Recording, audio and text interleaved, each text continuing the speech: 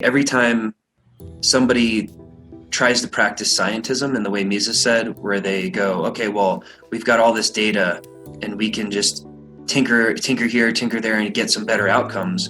That is a very common misconception that Hayek was warning about, like having the pretense of knowledge and thinking of human beings like rocks falling down a hill. Our preferences are fleeting and they're constantly changing. And so to think that you could plot someone's preferences onto a curve and then tinker with the economy to get a better outcome is just the highest level of hubris.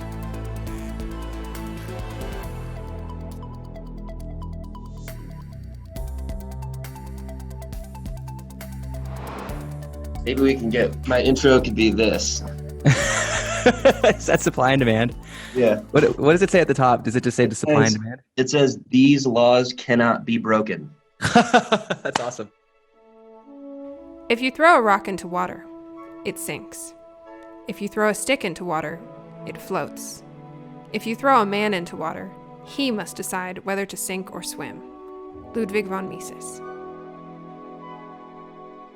Hello and welcome to the Multiversity Project. Today we're going to be talking about Austrian economics with our special guest, Justin Longo. Most of us were taught some basic economic principles in school, things like supply and demand, inflation and deflation, maybe even some strategies that central banks often use to stimulate the economy. And while many of the basic principles are shared across economic schools of thought, the Keynesian education that most of us received might be missing some important insights, particularly about market distortions that are caused by government intervention.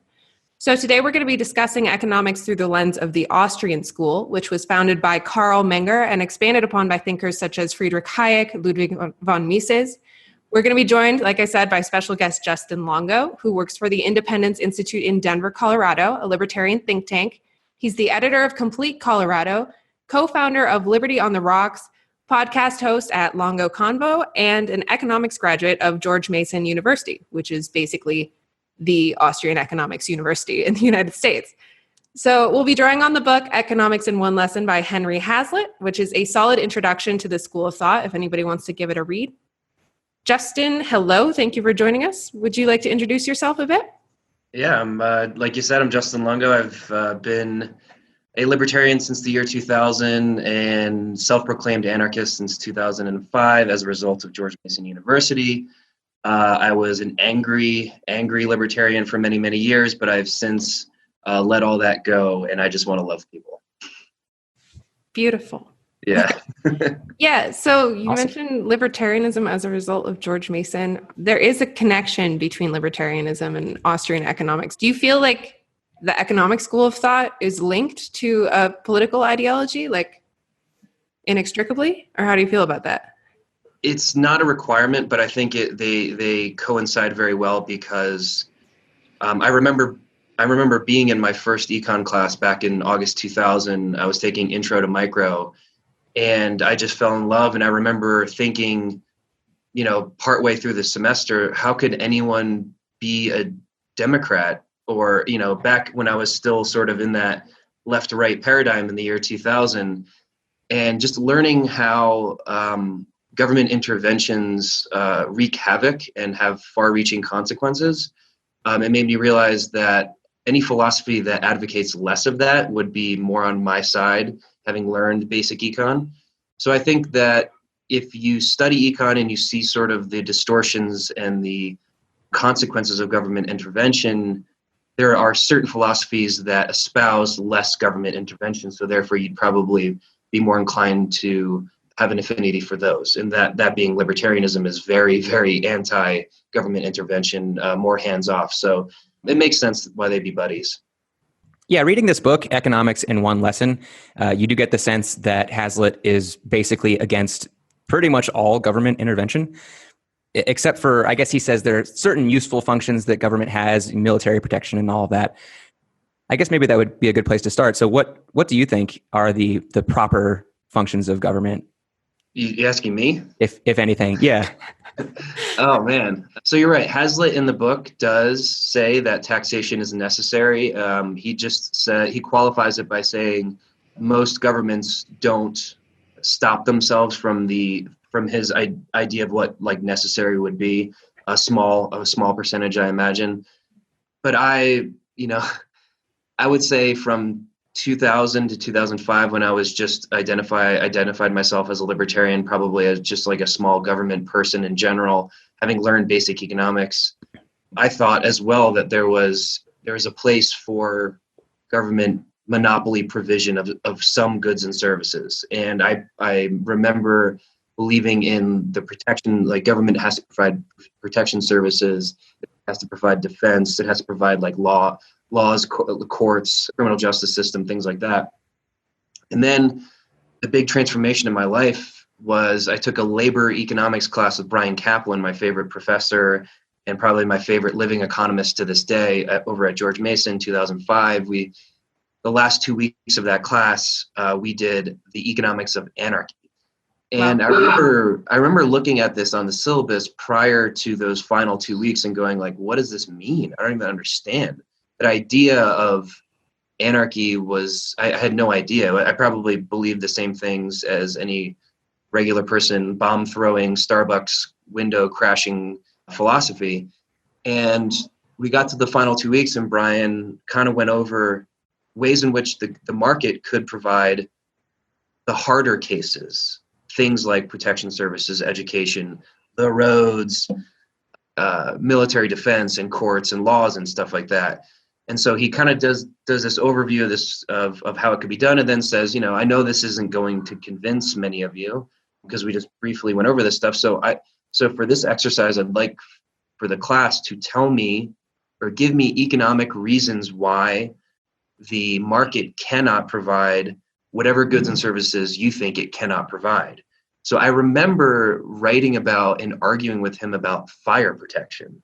I think I had just seen Gangs of New York or something like that. And I remember there was a scene in there where this guy is sitting on a fire hydrant. There was private fire companies, right? So a guy from a private fire company would sit on the fire hydrant, cover it up, and wait and prevent another private company from putting out the fire and wait for his guys to come in and put out the fire so they could get paid. And I was like, this system will never work. The movie proved it. And so in my mind, like it was just fire protection was like a deal breaker. Like you need to have monopoly provision of fire protection. And because that's what when you're saying government provision, you're saying a monopoly provision. So I remember presenting this and I argued with Brian for the rest of the class. I remember arguing with him that summer because I was working for Mason in order to get this econ degree for free because I'd already graduated once with a business degree. And I argued most of the whole summer. And by the end of the summer, as the old quip goes, I ran out of excuses, and I just kind of backed myself into a corner, and I just conceded that after listening to Bob Murphy at the Mises Institute, he had a bunch of lectures on how the private sector could provide defense. I remember I read For a New Liberty by Murray Rothbard. I read The Machinery of Freedom by David Friedman, which is a utilitarian case for anarchy, which is basically an entire book of basically the final 2 weeks of that class, where Friedman goes over the mechanics of how the market can provide all goods and services, and each chapter covers different hard cases. So after reading all this and consuming all this and arguing with Brian, I finally just gave it up and was like, I guess I'm an anarchist. And the reason being, partly because of the moralism, like you could be a libertarian simply on moral grounds. Like I think it's wrong to steal from people. But my 2005 Justin was a libertarian or was an anarchist because I just thought the market could provide all goods and services better than a monopoly could. And I thought competition was better than monopoly. And that was it. I just thought, why would we suffer under monopoly provision where you get all of the bad consequences of monopoly rather than having the competition and consumer choice that comes with markets and the price system and supply and demand and all that stuff. So that was, I think in my utopia, the market provides everything. Okay, yeah. So you said 2005 Justin was a market anarchist, and you're still that way. Basically, you think that basically the market should be able to provide all these goods and services that are necessary, including things like fire protection. Yeah, it's a positive and a normative statement. I would say it can and it should. morally, just because I think it's better. Even outside of the moral reason, just consequentially, like I just think you'd get better results. Okay, cool. Yeah. We can, this is good fodder for a conversation. Maybe towards the end. But so I wanted to get into a little bit more about the nuts and bolts of Austrian economics and the difference between Austrian economics and Keynesian economics. Could you expand on that a little bit? I think you first have to distinguish Austrian economics from the Chicago School or other neoclassical schools. So the Austrians differentiate themselves by their methodology, probably first and foremost. So Karl Menger wrote Principles of Economics in 1871, I believe, and that was like the first Austrian text where it was different. There was a lot of, he emphasized subjective preferences and emphasized things that other schools had not up to that point, and kind of outlined a new methodology. So generally, a lot of like the stuff you're going to get in mainstream econ classes are, economics. In economics, one of the goals is to predict the future, right? We have these equations, we have these graphs, we have these curves, and the purpose of doing economics is to predict the future. And they use a lot of math, and they use a lot of data to try to get the answers they want, and they try in order to predict the future. And the Austrian methodology, rather than being inductive, is deductive. So in Mises's classic text, Human Action, he kind of lays out praxeology, which is the study of human action, and basically the syllogism of the deduction starts with man acts. So Mises says that this is a irrefutable axiom, because if you try to refute that man acts, you're actually confirming it because you're acting. So you start with man acts, and then he goes through this deduction towards the very basic principles of economics, which is a very different way of coming to first principles that you're not going to learn in a standard neoclassical class.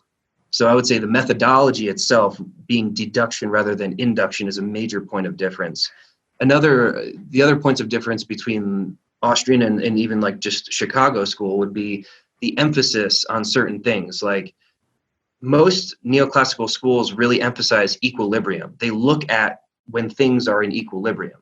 And the Austrians go, well, that's silly because at equilibrium, no one is doing anything. Because so which schools are neoclassical? Basically every, like Chicago, every Friedmanite, like everything that isn't Austrian. Yeah, but everything that's not Austrian, I would say it's your standard Econ 101 class that you're going to get in any standard. Like they're not even going to like CU Boulder. People have told me some of the intro classes they've taken. It's not communism. They're teaching you that they're teaching you about price floors, price ceilings, how interventions have these consequences. That the basic elements of intro is neoclassical was a reaction to the classical economists like Adam Smith, who still believed in things like the labor theory of value. And so they got, Adam Smith got a lot right, but they also hadn't figured stuff out. This was before the marginal revolution. They couldn't, the classical economists couldn't figure out the water diamond paradox, for example, because they hadn't figured out the marginalism. What's the water diamond paradox? Okay, so this is really interesting. The water diamond paradox was the idea that why are diamonds more expensive than water, given we need water to survive and we don't need diamonds to survive, yet diamonds are like 100,000x more expensive than water, which is a necessity of life. It took the marginal revolution of the neoclassicals, marginal meaning the idea of doing economics at the margins. You're not looking at the entire. It's the fallacy in not understanding the water diamond paradox is that when we talk about it, we're basically saying we're talking about the entire stock of water, like every drop of water on the planet versus every carat of diamonds on the planet. You're not taking the entire class versus the entire class. when you're doing analysis, you're looking at the next unit, which is what economists call the marginal unit. So you're saying, why is this next unit of water so inexpensive compared to this next unit of diamonds? And so that was the big error in the classicals' thinking, is that they were looking at the entire stock of water versus the entire stock of diamonds, when really, when we're doing this analysis, we're talking about the next unit. We're not talking about the entire thing. Yeah, that was a big one because they didn't really have an idea of where value came from. Like a lot of classical economists, like you said, believed in something like the labor theory of value, like right, how much effort somebody puts into producing something creates how valuable it is, or something like necessity, like you were mentioning with water. Like we need water to live, so therefore it should be more expensive. It didn't make any sense. Now it's seen as more of like a subjective kind of psychological thing. I mean, you can look at like the tulip craze and wonder why that happened. Why were tulips more expensive than diamonds at a certain point in history? Yeah, and the labor theory of value is like, there is something to that if you're looking at it from a purely subjective standpoint. You know, like to me, the amount of time and effort I spend on something is going to be proportional to how much I value that thing.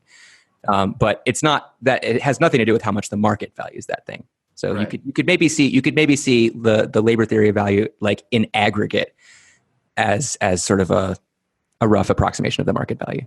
Yeah, that was a big insight with the Austrian School and Menger, was that they said value is in our minds. You know, that's where value comes from. People value, people can value, humans can value.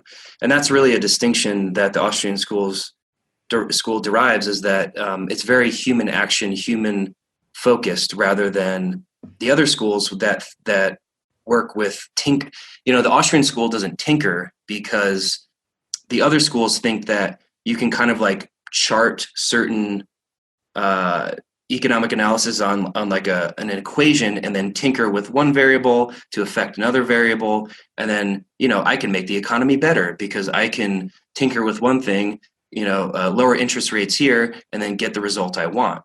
And so Mises, in the study of human action, says, no, like you're trying, he called it practicing scientism.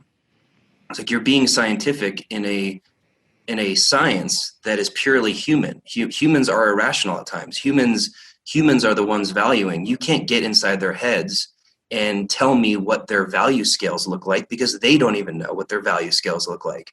As Rothbard said one time, ice cream in the summer is a different good than ice cream in the winter. It's the same good, but it's a very different good, valued very differently depending on the season. Mm-hmm. So you can't just get in someone's mind and plot and chart their subjective preferences out on a map. And that's what a lot of Friedmanites and Chicago school people think that they can do is, oh, we're doing econ, we're messing with equations and running all these regression analyses. And that defies the fact that humans are acting on their own preference scales and under their own volition and based on the constraints around them. Yeah, this actually leads well into one of the major criticisms of Austrian economics. I agree with you, but one of the main things that people bring up against Austrian economics, which I think we should note, is that Austrian economics is often seen as kind of like a pure philosophical school that doesn't like tinkering with numbers and equations and formulas and testing things too much. And I would say that when you're dealing with something like an economy, it's not like you can run an experiment. You can kind of say, okay, they raised taxes and production of this went down, but you don't know what other infinite variables were affecting things. So you can't really run an experiment. But that is a reason why a lot of people say that Austrian economics is unscientific. It doesn't have basis in reality. It's just kind of heady and an obscure philosophical school. Yeah, because human beings aren't like rocks. And to do science in the way that these economists want to do science, you have to control all the variables except one, right? You have to keep everything constant, and there is no keeping stuff constant when humans are acting. And so Austrians aren't against doing analysis, but they understand that you're doing a historical analysis. You can run some numbers and look at like what the effects of something were in the past, but that doesn't predict the future because preferences change. You can run a regression on foods containing gluten from 1990 to 2000 and the consumer preferences thereof. But you're going to get a very different solution if you were to run that from now forward, because people are becoming more aware of gluten, preferences are changing around gluten. Human beings aren't able to be in a control group like that. And so that's why Mises spent a lot of time preaching against doing scientism and doing the kind of things that the government does all the time, where, we're going to do this program and we're going to reduce unemployment by 5.4%. Like, what an absurd thing to say. How the hell can you possibly make that? It's never right. So yeah. So I just want to clarify something. So you said at the beginning that the point of economics is to try and predict the future, and then you just said right now that it's impossible to predict the future. So are you saying that? No, I said I was contrasting the Austrian perspective with every other school that wants to do prediction. Okay. So all the other schools think that the point of econ is to predict the future, and Austrians say no, it's not. Okay. We can make qualitative predictions. Like we can say if you do the X, Y will happen, but we don't know in what amounts. Okay, so it is about predicting the future, but it's about predicting kind of the rough effects of a particular policy, maybe over the short term and over the long term or something like that. Or as Hazlitt would say, in the long term to all groups. Right. You're looking at the effects of a certain policy as it impacts all groups over time. Right. You can, from an Austrian perspective, at least as I understand it, you can talk about a particular policy, you can analyze its effects, and you can say, if we implement this policy of, I don't know, raising employment taxes or something like that, it will discourage employment relative to what it could have been. But that doesn't mean that we're predicting that employment is going to go down in the future, because maybe this locality that we're analyzing just discovered oil and there's about to be an employment boom. You're right. Exactly. It's a qualitative prediction saying like, you're going to create disemployment to some level, but we don't know how much. And so that the absurdity of all the other schools is that they'll give you a number. Raising the minimum wage will reduce employment by 5.4% is just an absurd statement. Right. Yeah. So you alluded to the one lesson in economics in one lesson, which is the difference between good economics and bad economics is that bad economics looks at the effects of a policy for one group over the short term or something like that. And good economics looks at the effect of a policy on all groups over all time spans, short and long. Correct. And then Hazlitt basically goes on to explain how this one fallacy or this one incomplete way of analyzing things causes all of these really terrible government interventions, basically, that actually have, if not the opposite effect as what they're intending, at least, something different from what they were intending. We should give credit to Bastiat because Henry Hazlitt's book, Economics in One Lesson, was largely based on an 1849 essay or book by Frederick Bastiat called That Which Is Seen and That Which Is Not Seen. Mm-hmm. What is seen versus what is not seen. And that's basically the lesson of Hazlitt's book, is that people focus entirely on what they see, and they don't count what never came into being as a result of that. Right. Hazlitt talks a lot about the broken window fallacy as an example of this. Do you want to explain the broken window fallacy? Sure. I think that's a really important concept. Yeah. So this is an error that the broken window fallacy is an error that even a Nobel-prize winning economist like Paul Krugman still makes to this day, where the parable goes. This is from Bastiat himself. A young punk kid throws a rock through a window of a baker, or let's say a baker, throws a rock through the window of the baker, and the townspeople sort of gather around the baker's shop, and they go, maybe this punk kid did the community a service, because now the baker is going to have to spend money to fix his window with the glazier to get a new pane of glass. And when he pays the glazier for the new pane of glass, now the glazier has more money to spend somewhere else, and then they have more money to spend somewhere else. And he's just, wow, this little punk kid just stimulated our local economy. Like, isn't this great? Shouldn't we just be destroying the windows of everything else?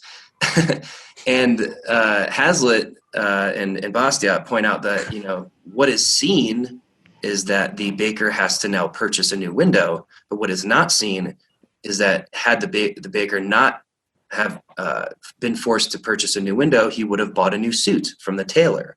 So instead of having his window and a suit, he has just the window. And so what is not seen is the economic activity of the suit and the money that would have been in the tailor's hand. And we've just lost something. So we would have had two things, but now we just have one thing. So everyone just sees what they see, and they don't figure out, they don't think of the opportunity cost, that which would have been. Right. So can you give us an example of how this fallacy is applied today? Maybe how Paul Krugman uses it? Oh, look at some of the articles you saw in the wake of 9/11. Oh, well, we're going to have to rebuild New York. This is great. Look at all the economic activity. Okay, well, all that money went to just rebuilding a tower. Like now, instead of having two towers and all this other stuff, we just have a tower. And Paul Krugman said it would be great for the United States to have to build up their defense and their forces against an alien invasion. He's like, it would be really cool if aliens were threatening to invade, because then we'd have all this economic activity and all this, we'd be pumping our production levels up because we'd be like ready to fight these aliens. And it's just missing what would have been. If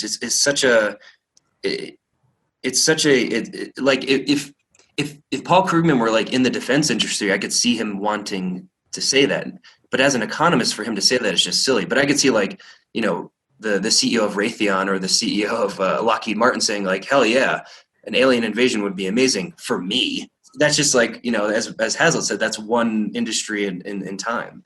There's a couple things going on here, at least the way I see it. One is the seen and the unseen, kind of as Hazlitt mentions and as you mentioned, like we're missing out on the economic activity that could have happened had we not had to devote all of this energy to something that was destroyed.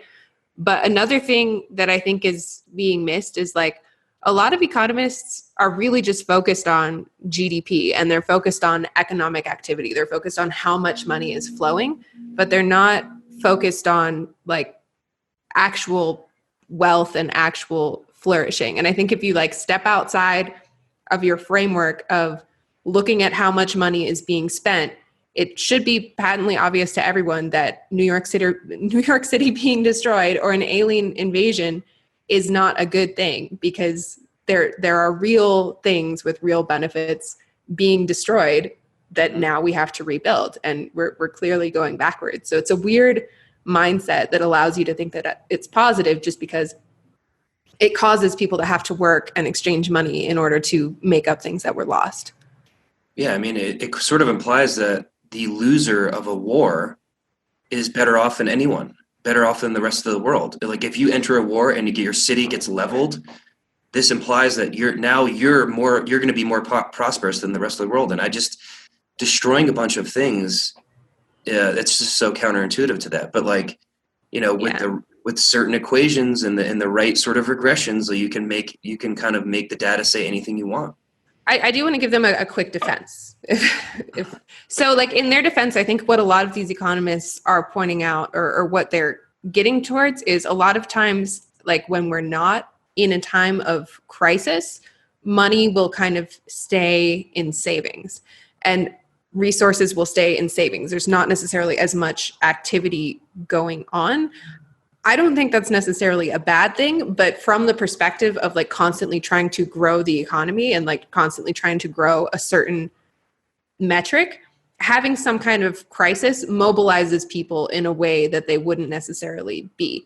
Like if that baker gets his window broken, he's going to have to spend the $200. Whereas maybe if his window wasn't broken, yes, he still would have spent some of that money, but he might have saved some of that money. He might not have been motivated to go buy that suit tomorrow. So it does make the economy move in a way. I think that's a lot of what they're getting at, but I don't think that's necessarily a good thing. Yeah, you're actually pointing out one of the differences in the Austrians and everyone else is that the Austrians emphasize savings Yeah. very much so. So the idea being like, when people have savings, that is instrumental to the economy. That is what shapes the interest rate. But a bunch of people suddenly saving a lot more will lower the interest rate. There could be longer production time horizons. You can have bigger and bigger projects, like literally bigger, because now the interest rate's lower. So like, the longer the project's time horizon, the more sensitive those project managers are to the interest rate. So if the interest rate's going down, you're going down naturally in reality. Then you're going to get longer time horizon on these projects, and you're going to get like all of the big production that cities enjoy and things like that. So a lot of other schools, like, they only care about what they can see, like that economic activity where he has to go buy the glass and stuff, and they're forgetting that savings are really good. That's how we get a bunch of cool stuff. Well, okay. So you're right. Well, okay. You're right if we say the Austrians are right, which I generally agree with them, that in a world without intervention, more savings would mean that interest rates would go down because there would be more availability of money. But this isn't how the world works today, because we don't have Austrian economists running economic policy. We have people running economic policy who manually set interest rates in order to stimulate or discourage economic activity, like based on when they think things are too active or too passive. So that's another big thing. I wanted to talk a little bit about the Austrian conception of the business cycle and like where they think these booms and busts come from. Do you want to go into that a little bit? Yeah, I mean, actually, Friedrich Hayek, who you mentioned before, won the 1974 Nobel-prize with his work on the business cycle theory. And this is a very Austrian concept, where prior to the Austrians, people assumed that the business cycle was a result of free markets. And, the market just will do these booms and busts, and, people are fickle, their preferences change, things go busto, times of boom, times of bust. It's just a free market thing, was the idea. And then as Mises and Hayek were looking into it, it was the Austrians believe in the Austrian business cycle theory, which is when the government pushes the interest rate down artificially below what it would have been. So if the natural rate of interest without interference would have been, 6%, but the Fed pushes it down to 2%, you're going to get what are you going to get? Well, you're going to get a bunch of longer term projects that will come online, and you're going to get a glut of false production, or malinvestment, as they call it, investment in projects that will not pan out, because the entrepreneurs and the business people are responding to an incentive that is artificial and not real, because the Fed just pushed the rate down. So eventually those chickens come home to roost. And so what happens is the money eventually runs out, or the projects go busto, because the interest rate was never that low to begin with. And so that's where you get, the government lends out a bunch of money and pushes the interest rate really low for housing. A whole bunch of people buy these 30-year mortgages that can't afford it. And eventually you get 2008. The investments have to be cleaned up. And so the Austrians would say that it's the central bank pushing interest rates below what they should be, or what the market says, is what causes the boom and bust. Right. Yeah. Basically, money is made to be too cheap. Like borrowing money is made to be too cheap. Usually the Fed is pushing interest rates down rather than pushing it up. So then people who don't necessarily have the plan or have the money to be able to invest in these projects or homes or things like that are able to afford things that they shouldn't be able to afford. And like, you even get this to extreme degrees. I don't think it's ever been done in the US yet, but in many other countries, their equivalents of the Fed, or like their central banks, will push interest rates below zero. Yeah. Negative interest rates. Yeah. Trump was just talking about that. Which is absurd. Like, that means that if if you loan me money, I will pay you back less. It's a great deal. It's a great deal for debtors. Oh my, yeah.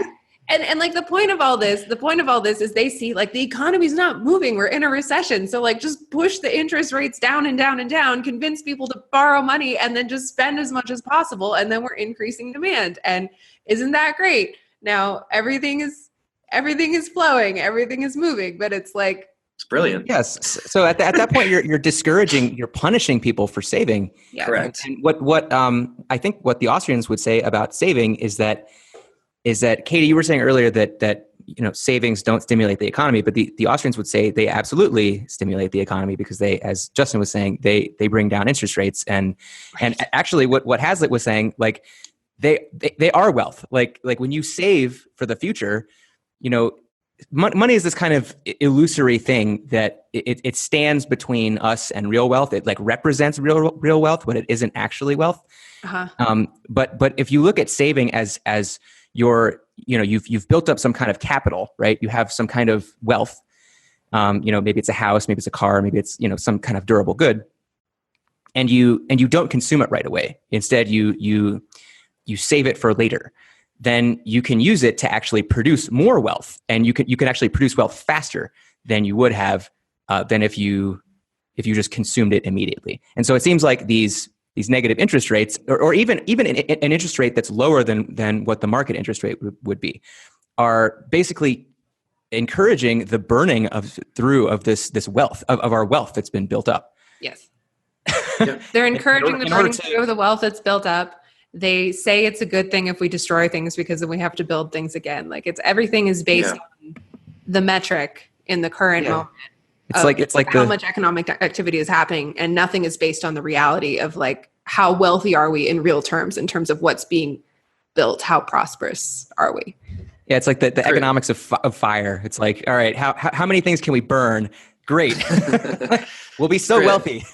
You actually, Chris, you bring up a really good point, and this is conversations I've had recently a lot, where a lot of the confusion comes from people not understanding where wealth comes from and how wealth and money are different.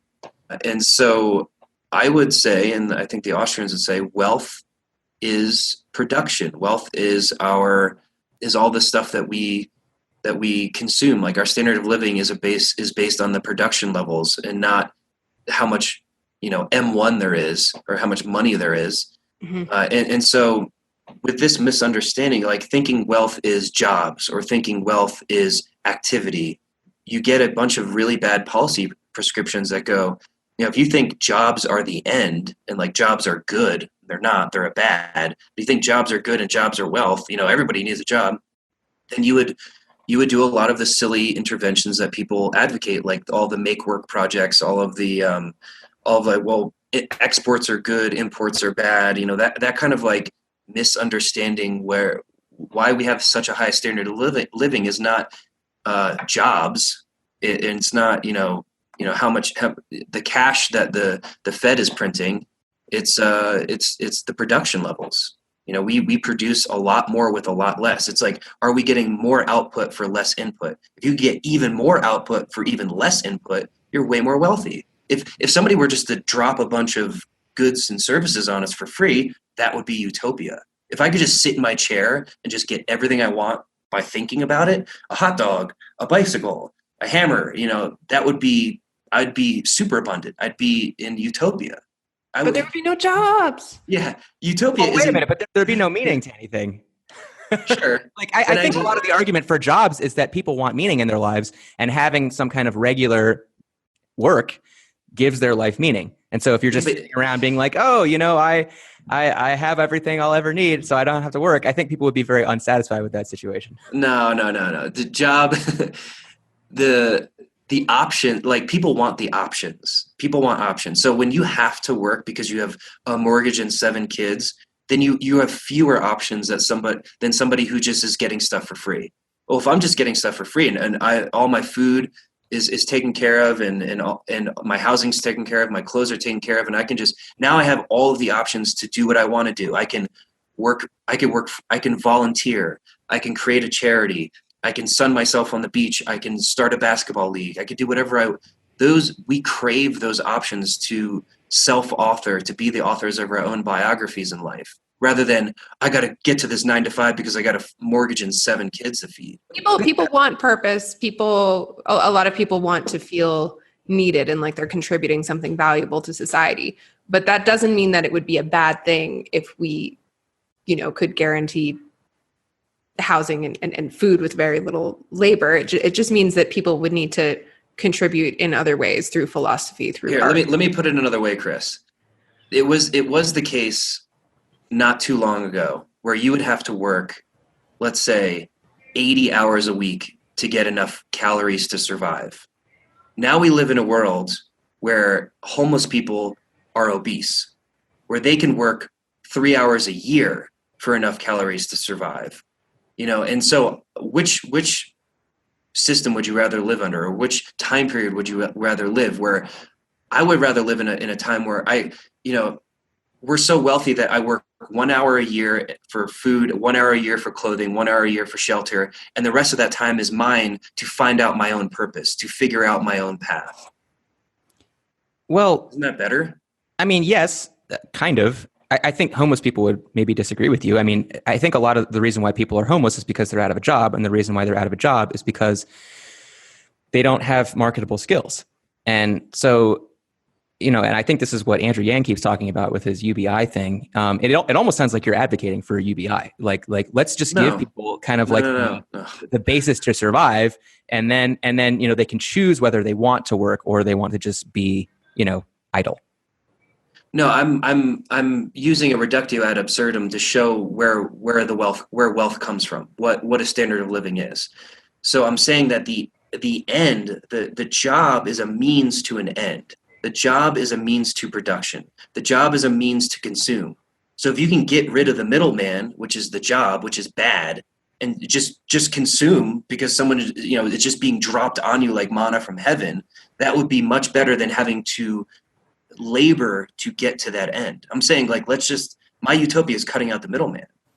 I'm not advocating for a UBI. I'm not saying like we live in a world where this would happen, but I'm illustrating the fact that job isn't the end. But what I'm saying is it sounds like you're saying that the act of laboring to earn a living is somehow evil. And to me that seems I'm just disagreeing with that. It seems like if you're homeless on the street and you go to the soup kitchen and you get free food, I don't see that as being less evil than having to work. I don't think Justin hasn't said anything about good or evil, and he hasn't said anything about whether or not people should be given things for free or whether they should have to work for them. He's just saying that, like, from the perspective of basically any human being, what you want is the result of the job, not like a gaping need for work.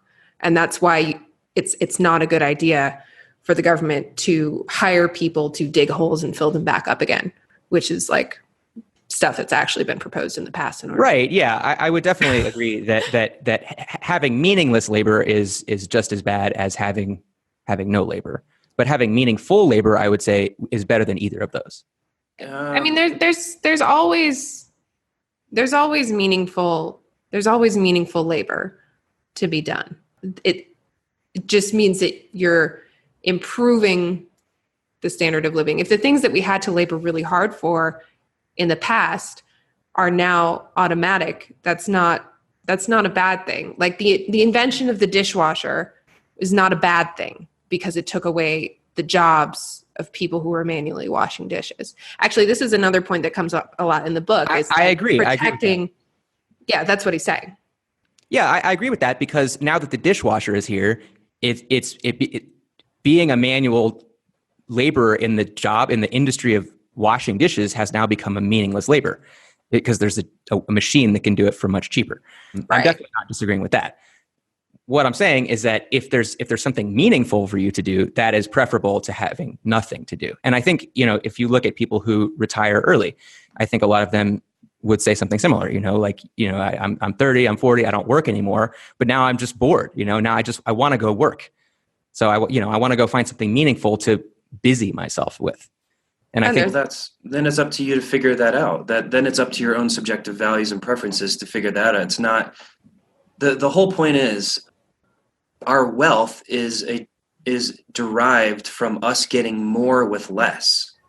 So if we can cut down the amount of hours it takes to get the things that we need, that is preferable to toiling 3 or 4x to get the things that we need. The dishwasher saves us time. Now that frees up that time for us to go pursue other endeavors. And I'm saying my utopia, being a rational, self-interested person, would be to have as much time as I want to be able to figure out what I want to do with my own life. And that could be toiling in a cave if I want. If that's like my highest value and I really like, that's my enjoyment, my vacation, then is toiling in a cave, then so be it. It could be surfing. It could be starting a nonprofit. It could be feeding people. It could be, building tiny homes. It could be whatever I want it to be. It doesn't mean it like I will find something to do because boredom sucks. But I'm just saying people don't understand where the wealth is coming from. And my argument is wealth is getting more output with less input. And so if you take that to its logical conclusion, the ultimate utopia would be just getting infinite amount of output with like almost no input, with no cost, opportunity cost. Cool. Yeah, I think I can agree with that.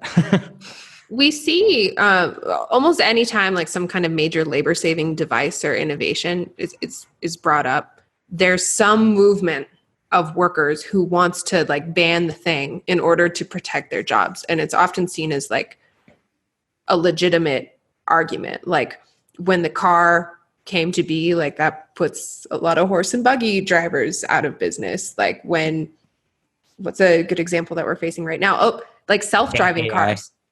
Yeah. Self-driving cars are going to be huge. Like for people like truckers. Self-driving trucks. Yeah. Yeah. Should we ban Netflix in order to bring back Blockbuster? Because look at all the Blockbuster jobs we lost.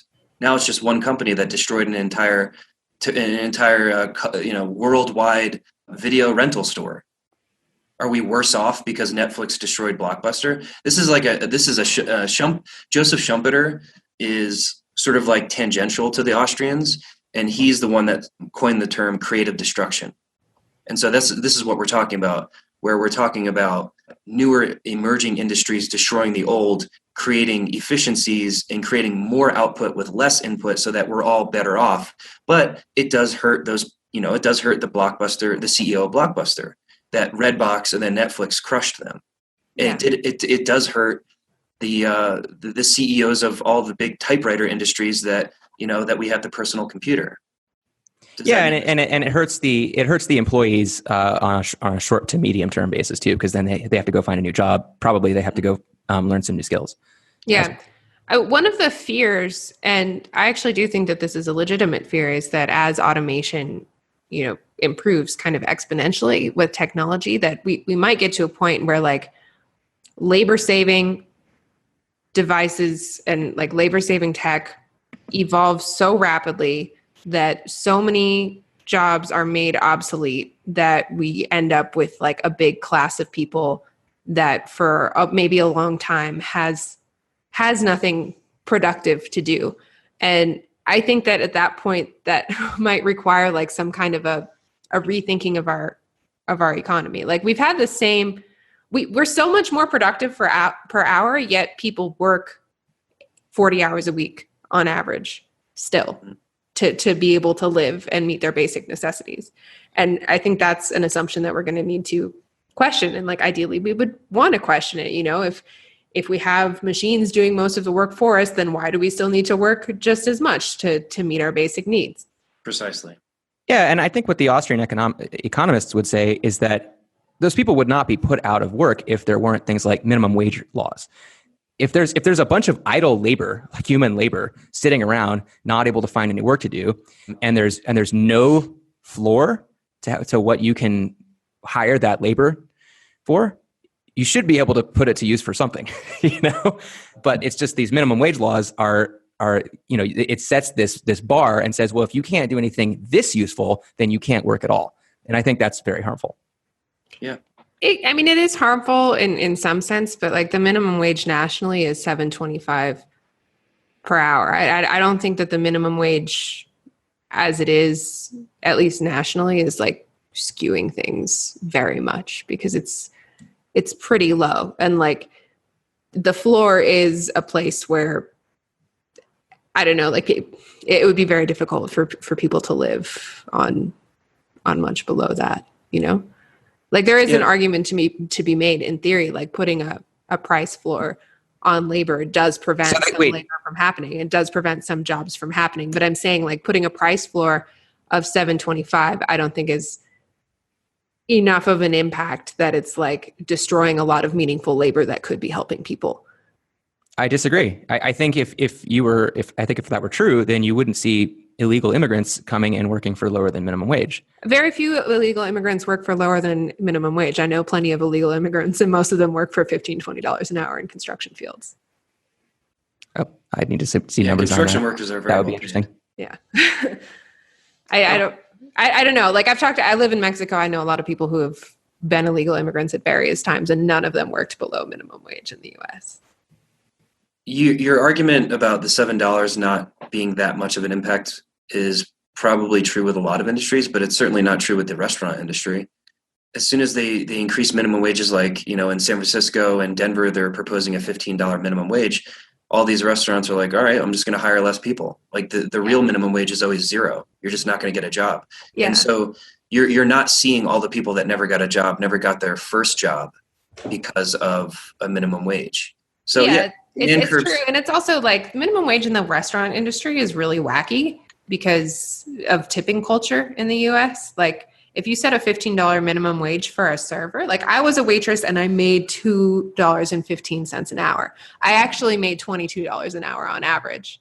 So like if you set me a $15 minimum wage, that means that I would have been making like $34 an hour at the same job, hypothetically, which is kind of absurd. Yeah. And I bet that restaurant would hire less people as a result. Yeah, absolutely.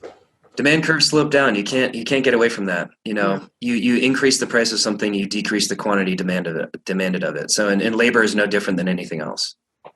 So I just want to ask you guys, just to put it on the record, like, what do you think of universal basic income? Do you think it's a bad idea? And if so, do you think it's a worse idea than what we already have?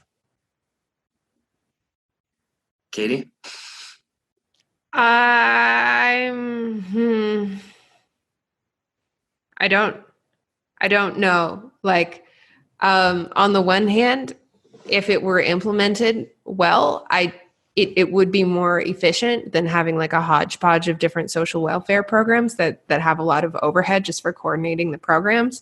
And it would also allow people to spend on the things that they want, as opposed to having like certain money coming in for certain things and other certain money coming in for certain things. And like a lot of times, like, or like having public housing projects that are built really inefficiently and like cost way more money for the taxpayer. It would streamline things. I do have concerns about, like, I guess you could say, the singularity. Like I have concerns about the tipping point of AI, where there might be a point where the average human being just cannot be more useful than a robot. And I think that like with our current paradigm of you need to work in order to get food and housing, that could cause a lot of social unrest potentially in the future. So I'm not totally opposed to it, but I also fear a situation where you give people enough money to live to where they don't have to work at all. And that obviously disincentivizes production of real wealth. So I don't know. Like, I think it's kind of situational whether it would be better than what we have now or not. I don't think they would ever replace the current welfare amalgam with UBI. I think all that would happen is they would add UBI into everything that we already have, and that's way worse. But if they said, if we were guaranteed that the UBI would replace everything, sure, that's fine. I'd rather have that. But there's 0% chance that would ever happen. Like nothing. It will never happen. Yeah, I really don't see it happening either. Like, one, because people who are recipients of certain programs would want to hold on to those programs. But two, like, more importantly, think of all the bureaucrat jobs that would be lost. Yep. What are those poor bureaucrats going to go do? They're going to be out on the streets. They'll have to live off the UBI. But like, the thing about bureaucrat jobs over other jobs is, like, bureaucrats by the very nature of their jobs are politically connected. So, like, threatening a bureaucrat job is just nearly impossible. Yep. There's something very permanent about those jobs. I mean, you create a special interest and then they just fight for their piece of the pie. So I just don't think, but given the option, sure. I mean, if it were a pure replacement. Cool. Yeah, I have a couple of different thoughts about UBI. I share all of your concerns, both of you, that there might be a lot of social unrest in the future if suddenly a lot of people are out of work because robots are taking their jobs. I do think, on the other hand, that incentivizing, basically paying people to do nothing, is harmful because you're incentivizing idleness. And so what that does is it just basically just destroys the moral stock of the country over time, and maybe even the intelligence of people over time. But I think that if you implemented UBI in a way that, as you, Justin, said, where it gets rid of all the other welfare, then actually Hazlitt says this at the end of the book in, like, the bonus chapter. I don't remember if it was like after the end of the book. He said, they've been talking about implementing this, this basic income program, and he says, I'm for it because I think it would expose.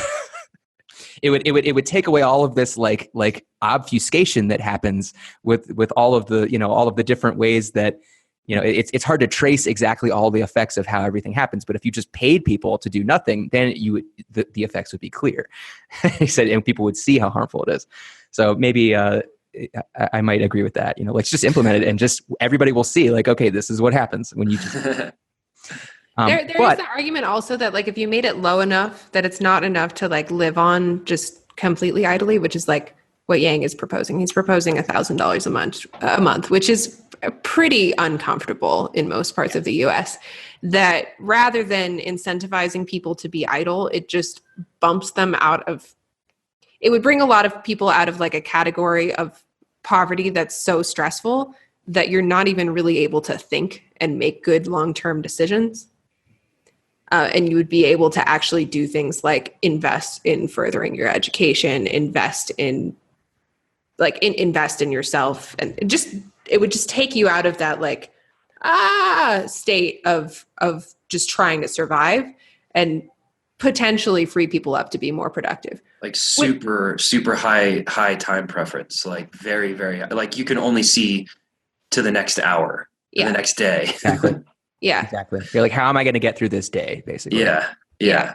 And there's a lot of people in that boat. And, like, I've been in that boat, and I know that that's real. Like, if you're just getting by, you're not mentally productive. But $1,000 a month is, for very few people, going to cause them to just not work at all, because it's a very, very low standard of living. Right. And another argument I would say for UBI is, if it were implemented properly, I think it could be really helpful. And that is, a lot of people like to look at Alaska or Norway, I think, has some kind of UBI thing where I think it's a similar thing where they have this sovereign wealth fund that's based on sales of oil and the oil is, owned by Norway or Alaska because it's on their land. And so I think if the US did something like that, so Andrew Yang actually has very good marketing for his UBI. He calls it the freedom dividend. And I think if it were actually a dividend, like it is in Alaska and Norway, then I think it would be really useful, because then what it would do is it would track with the economy. And it would, if there was this giant surplus, this giant abundance, then you would divide that into 300 million and pay it to everybody. And if there was no surplus, then nobody would get anything. And so basically it would allow the UBI to be cyclical and a little bit unpredictable. And in that way, it would allow people like this breath of fresh air whenever it was there, but then whenever it wasn't, basically people wouldn't be able to just depend on it being there. and so it wouldn't discourage them from working overtime. And it would increase patriotism and collectivism. Yeah, you'd be like a shareholder in the United States government, and so if the United States government had a budget surplus, then the surplus would just go to the people. I think that's how they should do it. Then they would always have a surplus. But these things are so utopian and would never happen that way. But anyway, so yeah, I don't know what you guys think of that. We're getting a little bit in the way. I think Hazlitt would say, you're not counting what is not seen. Like, what are all the things destroyed by this program? Where is all the production destroyed by this program? Giving that amount of money away, where is it coming? Are they printing that money? Is it? Well, what I'm saying is that would be if it were a surplus. So imagine that the U.S. government is like a corporation, right? And there are certain corporations that pay dividends, right, for just owning a share of that corporation. And so, as a U.S. citizen, you would be a shareholder of 1 divided by the population of the U.S. in that corporation. But where does the U.S. government get its money from? Yeah, taxation. Right. So we're putting money. We're taking $1 from the right pocket and putting it in the left pocket. But then that dollar has to go through bureaucracy to give it away. So you're losing part of the dollar. Kind of, but it's a minimal amount of bureaucracy. It's much less bureaucracy than we have, for instance, now. Okay, but you're still destroying something. Because it's a very simple program. You're giving everybody the exact same dollar amount.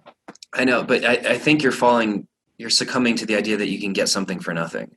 You're definitely destroying stuff to do this. So at least acknowledging... Well, are corporations destroying stuff by doing this? No, but they're not taxing people. They're getting money... Let me reimagine what a government is for a second. Okay, a lot of people. So I apologize. I should have explained this before. So imagine that the government actually is as in Ancapistan, as in these kind of ANCAP utopia. Imagine that the government is a private corporation that provides security. Right. In that case, they would have revenues, right, from people who pay them for protection. Right. And these people would be their customers instead of their employees or their citizens or something like that. But then the whole country is shareholders, right, in this company. And so instead of a government, the government is a company. And I think it work in that way. In order for it to be a government, it has to restrict competition in defense services. So if they're providing protection, they'd have to enumerate somewhere that you cannot compete with it. Otherwise, you would get competing protection agencies that would probably take away a lot of the market share. Also, you must pay for it. Well, if you have, no. If you don't pay for it, then you don't get the protection services of the government. And then that's not what a government is. Like, a government is defined as like a monopoly of the legitimized use of force on a given geographical. Yeah. They restrict competition in many ways, and for many goods and services, not just protection. I mean, that's like that's not like an ANCAP definition of government. That's Max Weber's. Max Weber's definition was a geographic monopoly on the use of force. Yeah, I'm not suggesting that there wouldn't be a monopoly. There would be an effective monopoly because that's just how things shake out. If you didn't want to pay the government for protection of your property, then the government would be at its leisure to just go in and take your property. Are you proposing this as like a just interesting thought experiment, or are you like actually proposing it as a thought experiment to argue for the U.S. implementing UBI? Because I'm a little bit confused about what this is for. So having read The Sovereign Individual, I have this kind of view of how government will work in the future. And there has to be some way that it's going to work, and it's not going to be how it currently works because it's kind of unsustainable. And so I'm just trying to envision a version of this that it will provide stability and do useful things that governments do without all of this crazy extra bullshit that governments do. While also, preventing the populace from becoming poor and rising up and revolting. Because that's one of the functions of government, right? Is preventing violence. Like having a monopoly on violence so that there isn't more violence than there would otherwise be. That's the idea. That's the idea. That's the theory. The cops stole more than all private robberies combined in last year. So. But the unseen is how many private robberies would there be if the cops weren't there? We got to count the unseen too. Sure. But that assumes that the coercive monopoly provision of that service is better than some competitive market providing the the defense or protection services. And I just don't, I have to pay for the Denver police even if they beat the shit out of me and they kill my dog. I have no choice. Like, I can't opt out and go to another protection service that doesn't shoot my dog and beat me up.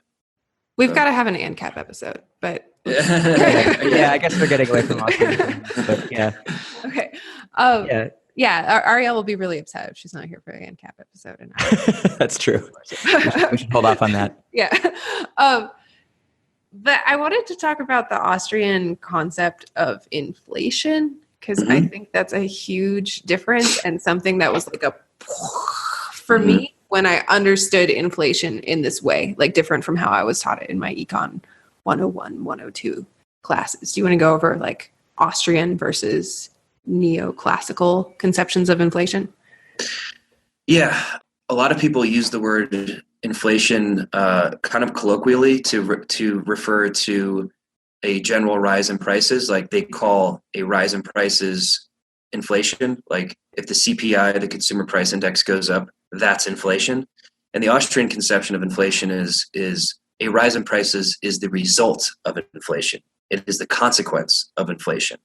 So in the Austrian conception, inflation is adding money to the money supply, printing money, or adding credit to the money supply.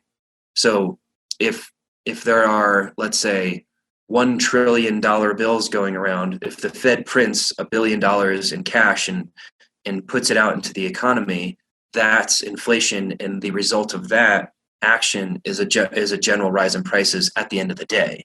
And so Hazlitt talks about inflation, and he does a really good job about talking how it affects people over time.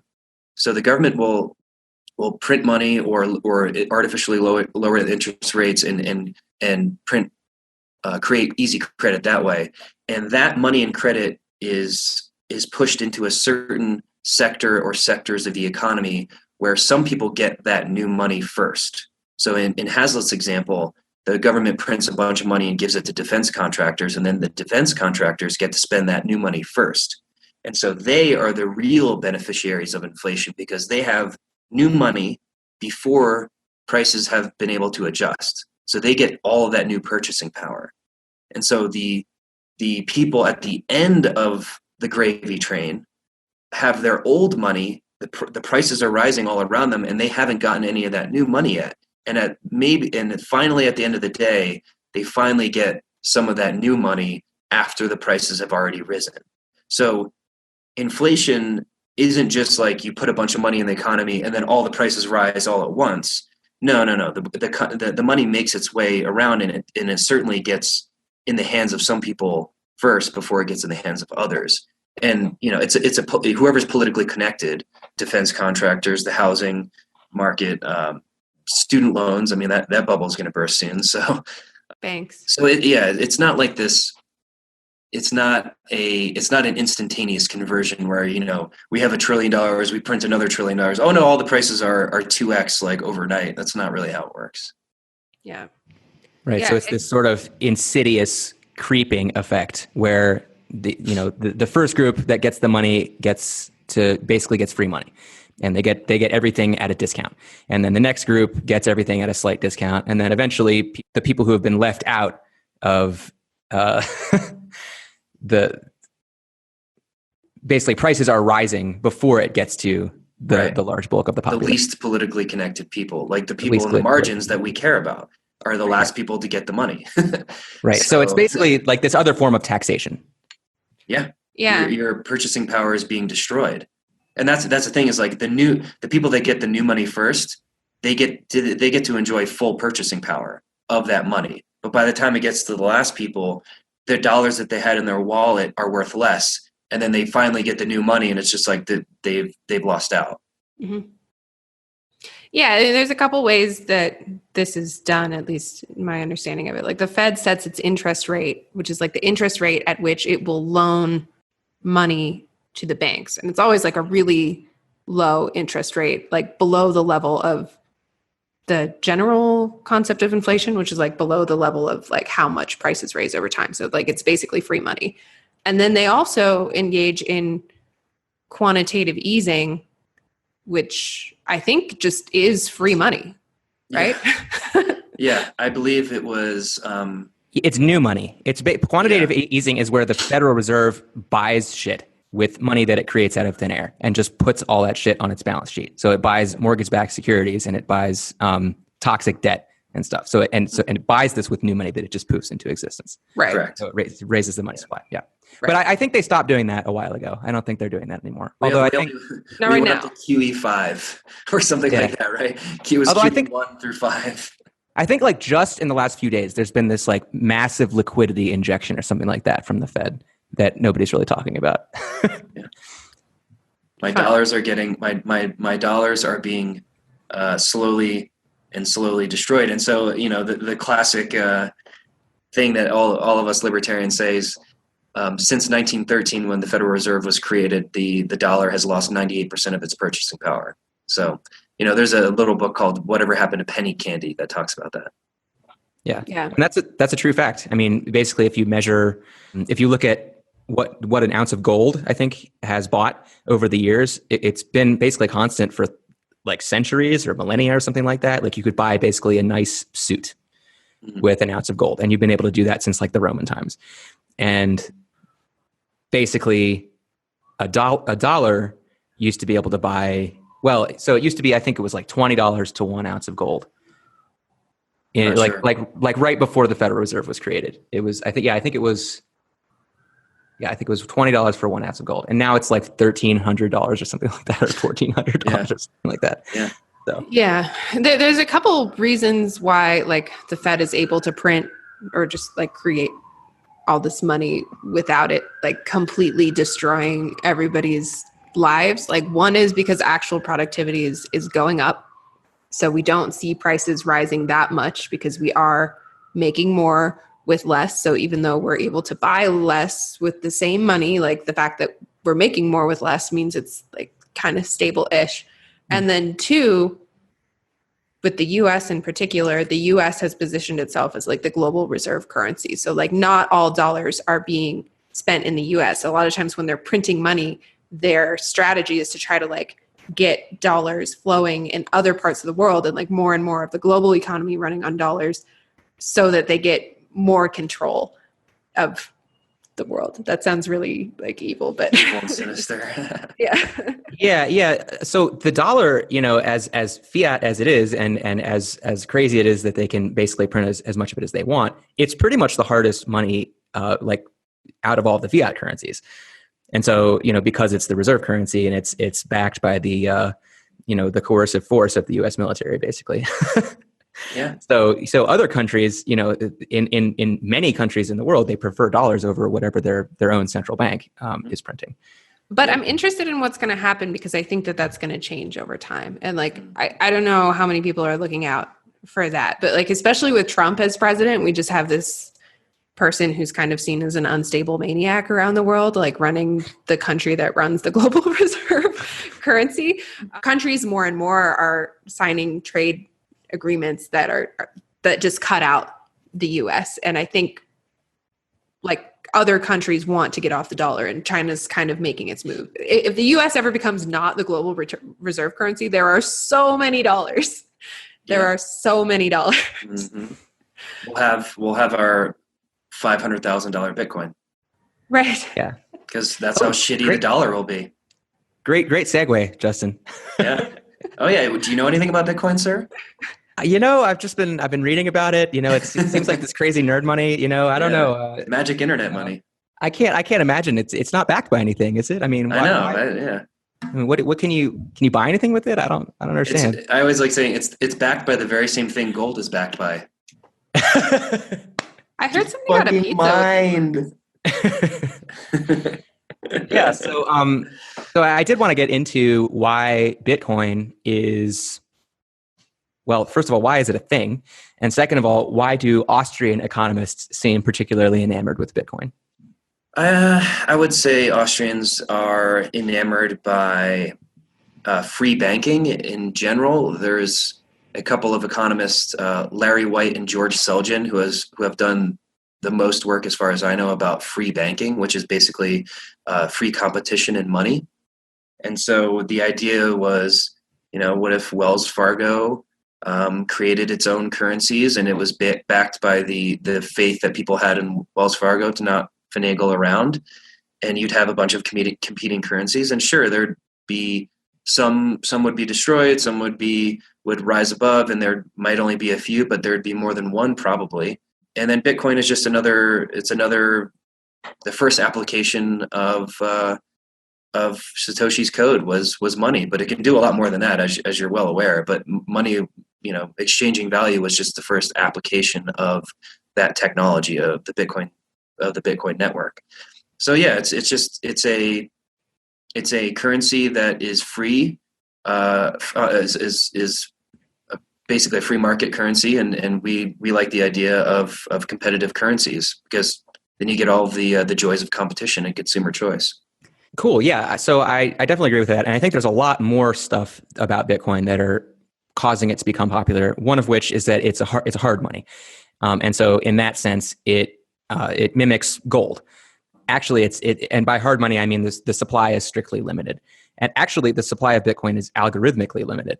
And so unlike gold, whose supply fluctuates with the demand for gold, basically, when the price of gold goes up, then gold mining companies find it more profitable to go and mine more gold. The supply of gold goes up, and then the price comes back down again. So the supply of gold is relatively elastic compared to Bitcoin. It's relatively inelastic compared to basically everything else. But Bitcoin is even harder of a money than gold in that way.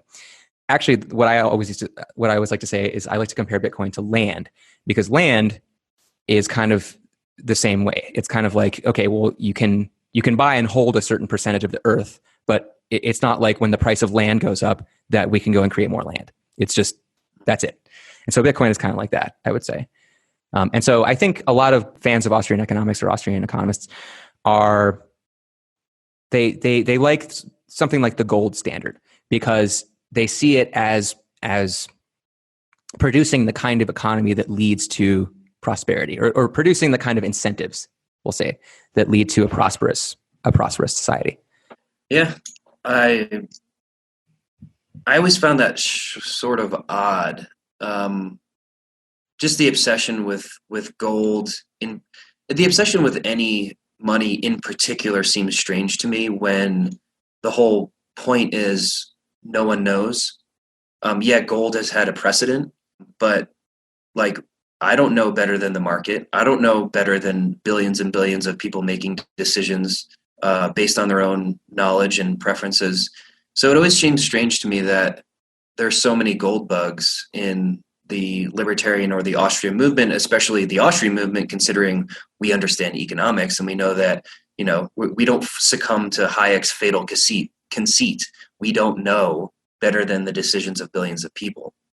So I would just say, like, that's why I'm a more of a fan of free banking and like a free market in currencies. It may be gold, gold may beat all of the competitors and become like the standard, but that's not my decision to make, and I'm not going to like champion it. It's better than what we have now, and Bitcoin's better than what we have now, but I don't know what'll be the best in an open market. Can you talk about like the idea of free banking and how an economy might function if there were competing currencies? Because I think to a lot of people that just sounds like a really chaotic idea. Sure. Much in the same way that there is no correct price of toothpaste, or there's no just price of a job at a factory, there is also no correct money, and it's up to the preferences and the constraints of the people living where they live. And so what might happen would be there is a demand for banking services, like, because you want to store your wealth, or you store your money somewhere. You store it in, let's say, Wells Fargo. They give you a demand deposit, like a piece of paper or something, maybe like an app on your phone that represents the money that you have in your bank account. And then people trust the notation of Wells Fargo, the piece of paper from Wells Fargo, enough that they're not going to make you go get whatever you stored in Wells Fargo. If that were gold, let's just say it was gold. I have $1,000 in gold in Wells Fargo. We start trading the pieces of paper that represent the demand deposit that I have. And so it'll be like a chase you'll have like a Chase piece of paper, a Wells Fargo piece of paper, and based on people's willingness to accept or not accept these pieces of paper representing the wealth that is stored somewhere, it could be like the Chris Guida banking, the Chris Guida bank or the Chris Guida vault. I've got these Guida vault notes that represent money that's stored somewhere, or gold, or whatever it is, silver. Definitely the best coin. Yeah. And so if no one trusts the Guida vault, and Guida vault like screwed me over 2 years ago, don't do that. Or it would be like 2 weeks ago. Lies. Fake news. Fake news. You'd have for efficiency's sake, you'd have these vaults or these banks issuing representations of what they have stored. And then the ones that people trusted, that they're in their minds, would win out over time, and the ones that people distrusted would go by the wayside. So do you think there's utility in a decentralized currency, though? Because it seems like Wells Fargo, if I have my gold stored with Wells Fargo or in the Guida vault or whatever, that these organizations are centralized and they can basically create as many of these pieces of paper as they want. Correct. And so maybe you're right. Maybe they have a reputation of printing relatively less money. And I think a lot of people would say that about the US government and the Federal Reserve. They would say, okay, well, there's some kind of inflation over time, but look at all the other currencies. Yeah. So they like US notes over Argentina. I mean, basically what you're describing, Justin, is a foreign exchange market happening domestically. So globally, we have exactly what you're talking about. We have all of these different currencies, and we have these central banks that print those currencies, and we have the relative reputations and amounts of trust that people have in them.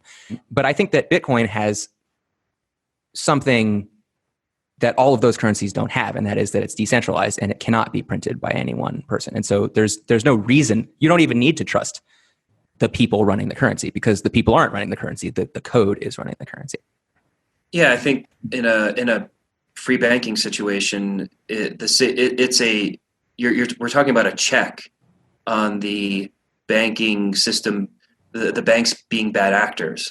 So a good check on restaurants being a bad actor and poisoning their customers is going out of business.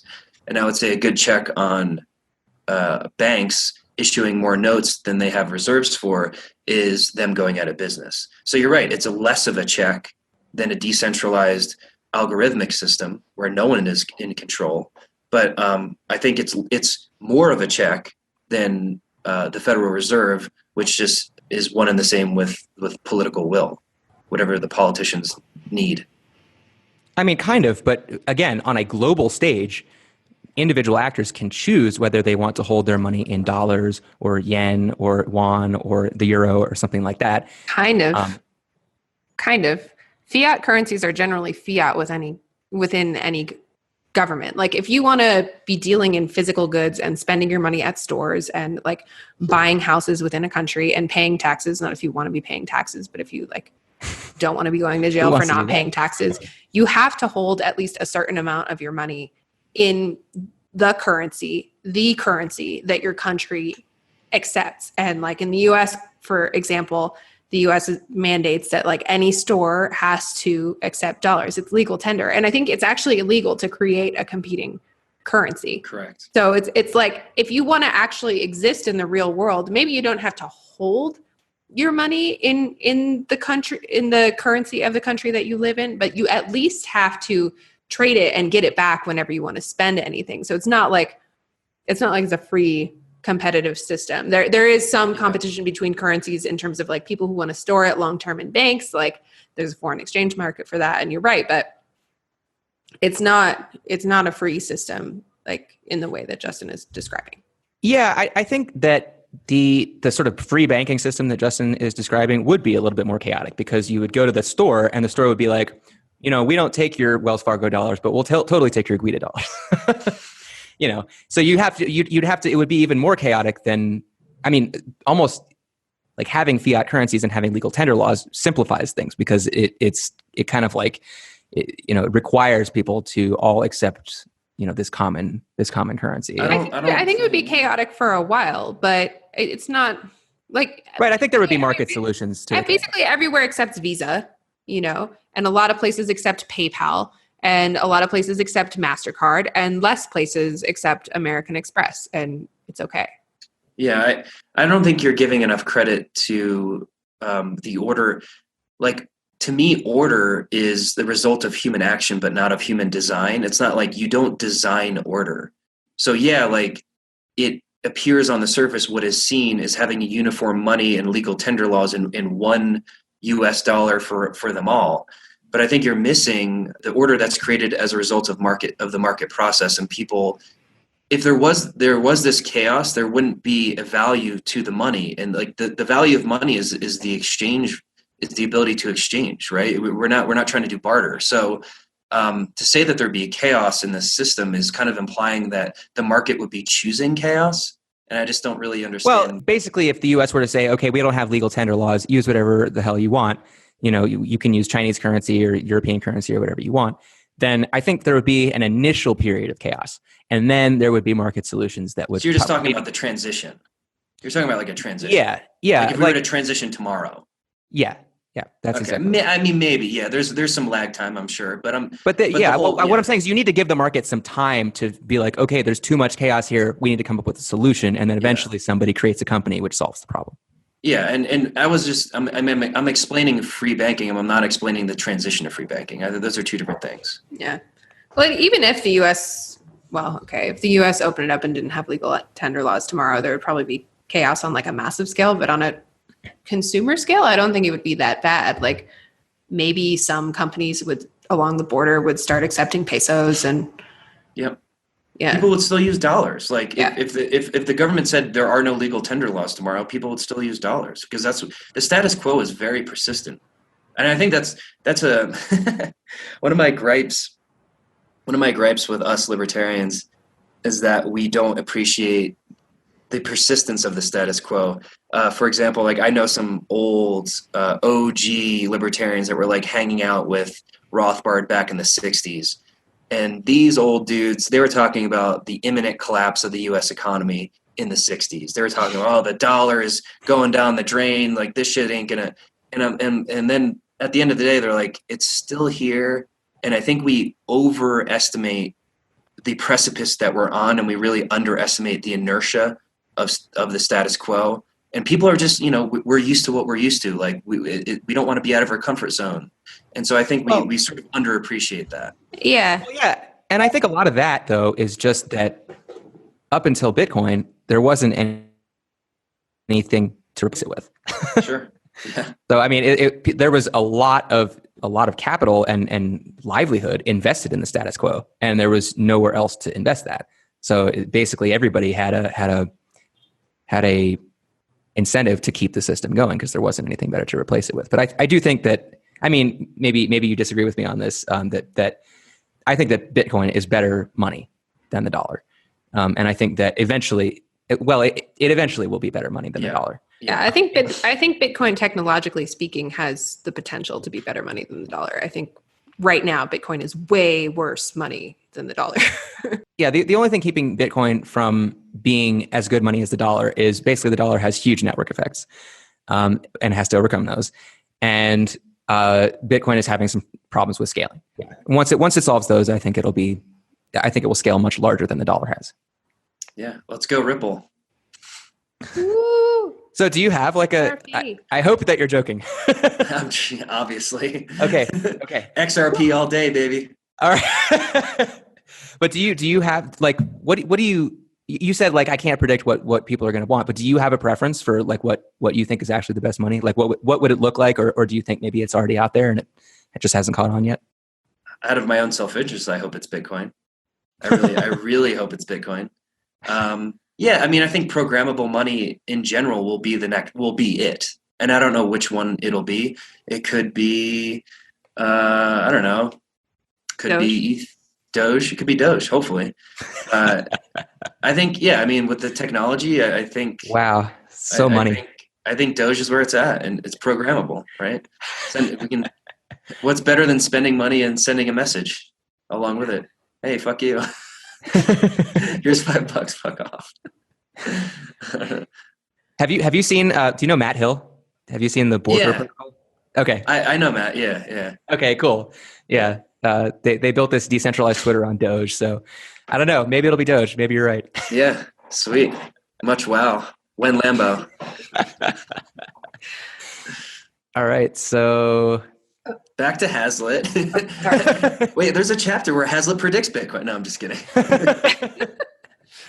Yeah, I do think there have been some Austrians though who did predict Bitcoin. Hayek did. Hayek, yeah. I believe Really? Hayek towards the end of his life said something to the effect of there's going to be, I think it was Hayek, someone's going to figure out how to create scarcity in the digital world or something like that, and like that would be the ultimate transfer of wealth would be instantaneous and all that. It might have been towards the end of his life because he lived till he was like 100, or it might have been Friedman. One of those two. Some major thinker was like sort of like gave like a rough outline of crypto before crypto ever existed, because just the efficiency, the frictionlessness of it. It makes perfect sense. Yeah. Digital money. But you got to create scarcity in the digital world, and up until crypto, there was like, how do you prevent copy and pasting? Yeah, it's an awesome thing. So if I think we've gotten like through our outline of what we wanted to cover. Like, what is there anything that's like super important to you about Austrian economics? Glad you said that. If you just want to like shout it from the rooftops, like what would you want to get out?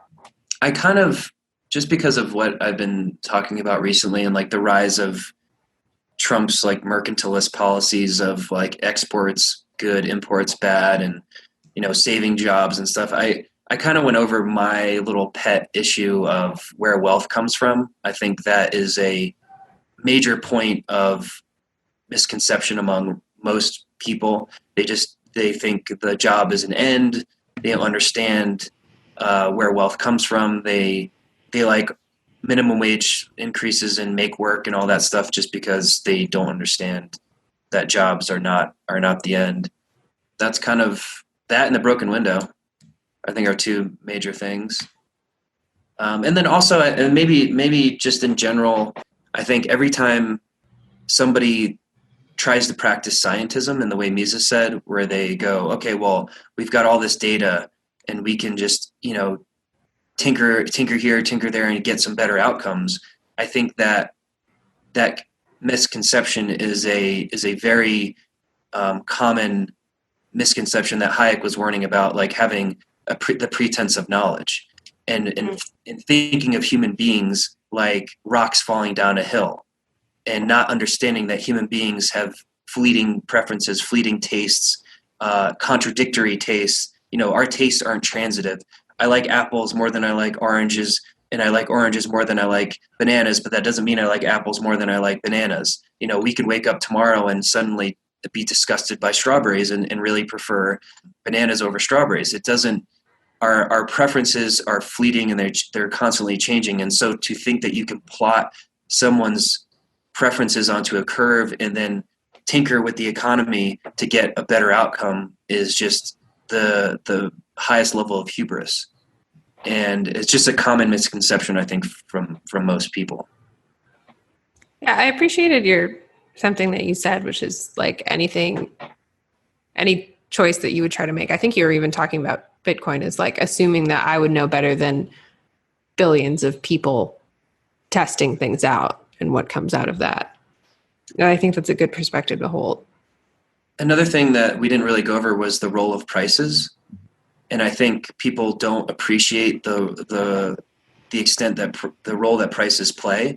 For example, prices are such a necessary piece of information in order to coordinate what goes where, who goes where capital flows.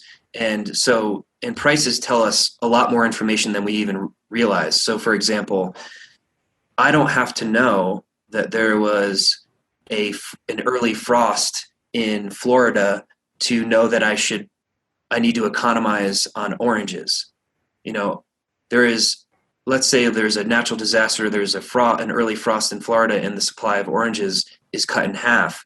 All I know is that the price of oranges is higher in Denver, and so I'm going to buy less oranges. And so prices are conveying information that I'm not even aware of, and I'm committing an action that is for the benefit of all of us. I'm purchasing less oranges because there's less oranges available, and I don't even know why I'm doing that. I just know that the price is higher, and I've learned information that I otherwise don't know. And so I think prices are such a vital tool to coordinate all of economic activity, and people just don't really appreciate it. They want to tinker. They want to mess with the price. They want to raise it here. They want to lower it here. They want to force it up or down. And what they're doing is having disastrous effects, because what they're doing is they're putting out false information. Right. I wanted to go back to, I think maybe this is the Hayek quote that you were referring to. I looked it up, and tell me that this is wrong. He says in 1984, "I don't believe we shall ever have a good money again before we take the thing out of the hands of government. That is, we can't take it violently out of the hands of government. All we can do is by some sly roundabout way introduce something that they can't stop." Yeah. And then I also wanted to ask you if you've read The Bitcoin Standard by Seyfedin Ammous. He's an Austrian economist who wrote about, anyway, how Bitcoin's kind of the new gold standard. But he writes about how, as you were talking about, mucking with the price system, and how it doesn't just push people to act in this way or that. It actually destroys the information that's being conveyed by the price system. And so that's why he says that things like central banks are so harmful, because you're mucking with the price of money. And so when you muck with the price of money, you muck with the price of everything.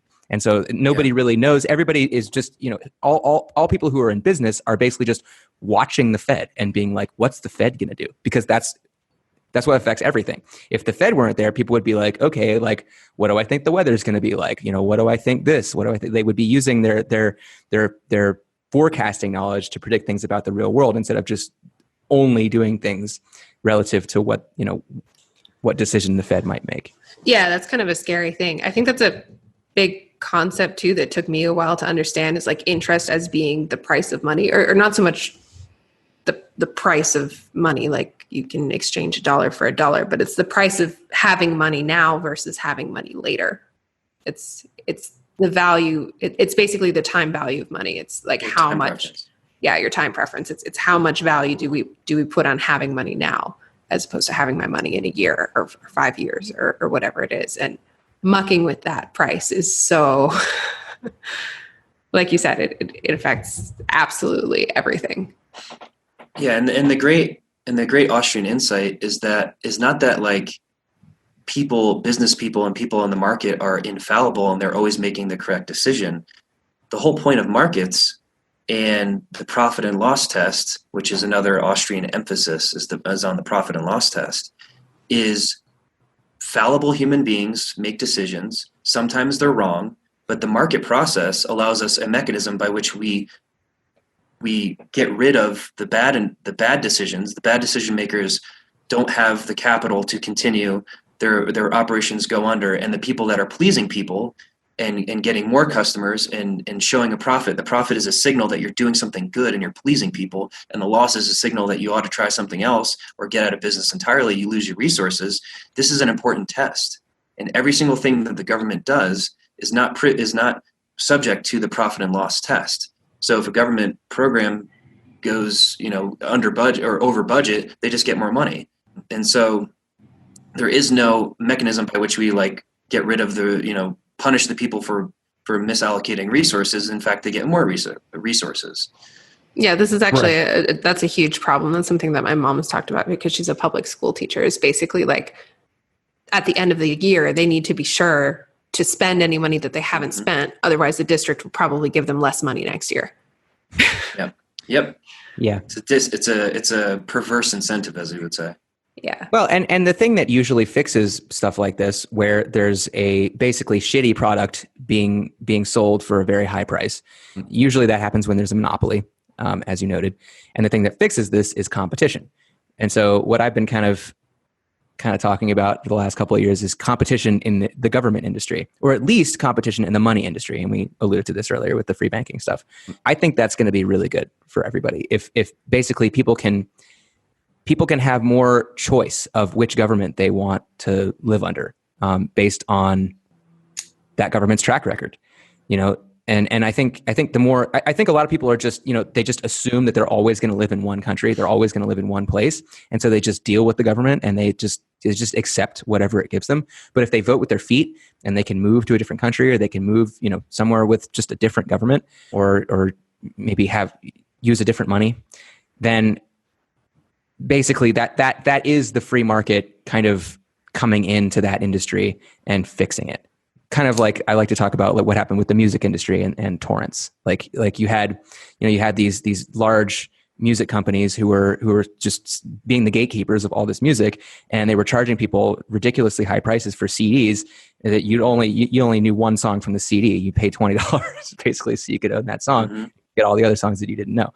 Whereas with torrents, it was like, oh, I can get whatever song I want for free. And so the media industry was forced to compete with that basically. And so that's what I think. Yeah. So I think that's what decentralized money can do for us, is it basically can cause governments to look at their policies and be like, oh, we're doing a terrible job, and this other government or this other money or something like that is doing a much better job than us. And if we don't wise up, then we're going to end up like Kodak or Blockbuster or some of these big record companies. Yeah. I think, and final thoughts that just things are coming to my mind, is that it really, from the outside, I can understand why what we're talking about seems so crazy to people, and I totally get it. But the difference, and I'll restate it again, is that there are two processes or two institutions that we're talking about. On the one hand, you have a monopoly institution, the state or the government, that is going to provide a good or a service, whether you like it or not, at a price that you can't determine. And so you're purchasing this thing and you're getting it whether you like it or not. And so the problem with this monopoly institution doing this is that they have to get it right. And the problem that Mises pointed out in his argument with the socialists back in 1920, and the socialists were very happy with Mises pointing this problem out, because it made them aware of something they weren't aware of, is that without prices to dictate how much is made of what to make and how much to make of it, then how are you going to get it right? Like, the government could say, well, we want to provide defense for America. We're the only ones, we have a monopoly on defense for America. Okay, so we can make, let's decide that it's correct for us to make tanks. How many do we make? Do we make one for the whole country? Do we make one for each person? Does everyone get their own tank? There's no, in this problem is solved on the market process by prices. Prices say what to make, where to make it, how much to make, because the price will tell you. The profit and loss test is the guide. And so the monopoly has to get it right. And Mises called it groping about in the dark. They're just groping about in the dark. I don't know. Well, I think we should make tanks, but how many do you think we should make? I don't know, 1,000? I don't know. Where do we put them? I don't know.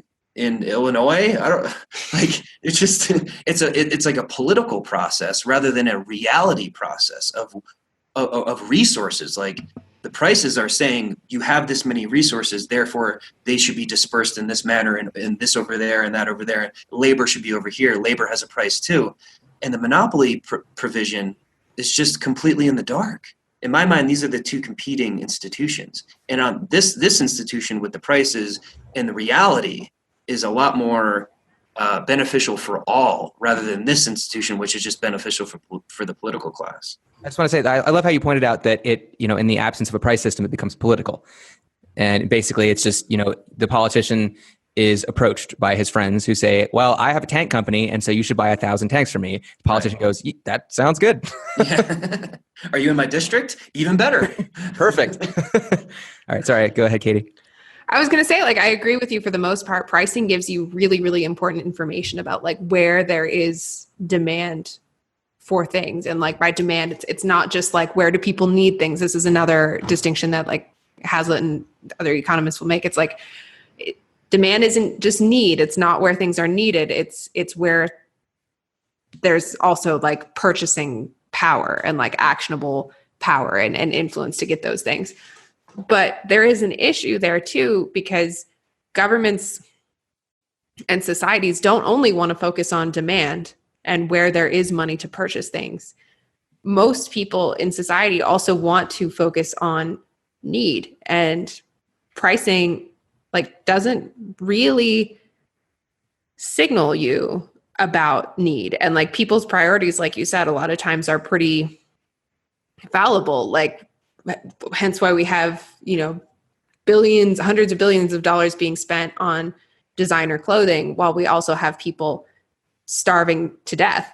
And it seems like psychologically there's this thing where maybe people's priorities aren't exactly where we want them to be. So a lot of people see government as like a check on that would hopefully align things to where they're needed a little bit more than just where they're wanted and where there's demand for it. I don't think the governments do a great job of that, but I think that's one of the primary functions that people see for government. And like pricing doesn't necessarily give you that information. Like a safety net of people that need the first couple levels of Maslow's hierarchy? Yeah, like a safety net, people that need the first couple of levels of Maslow's hierarchy. There's also costs that are not really factored in to the cost of production. Like the biggest example that people talk about is environmental costs, because people, consume natural resources, produce pollution. The effects of the pollution are diffuse. There's no like one victim. It's kind of dispersed among everyone, and maybe nobody has a large grievance that they could really sue for. You can't really prove that you've been damaged, but yet like the smog is building up over time, and it's kind of everybody contributing a small amount, and the damage that's being done isn't being worked on, so that there's no price cost to it, and nobody has a big incentive to work on it, whereas maybe like collectively there is an incentive to work on it, and collectively, or not an incentive, but like a real reason to work on it, and collectively there is kind of a little bit of responsibility coming from everybody, but it's kind of like it's just a problem where there's no individual institution that's going to benefit or profit from cleaning it up, and there's no individual who has a strong incentive to spend money on it unless it's just out of the goodness of their own hearts. That's the counter argument to that is the richest countries pollute the least. Why? Because we have the production and the standard of living and the wealth to care about things like the environment. I disagree. The richest countries pollute the least because we have outsourced the production of our goods and services to poor countries. The richest countries polluted the most during the Industrial Revolution. It's growing. Yeah, for sure. It's growing. It's just like bemoaning the fact that there used to be child labor. Like it's an unfortunate climb to higher standards of living that you have to go through certain, But it's not that the richest countries are producing the least pollution. Like within our own borders, we produce the least pollution. But like the demand from the richest countries is what's driving the most pollution. We're not disconnected.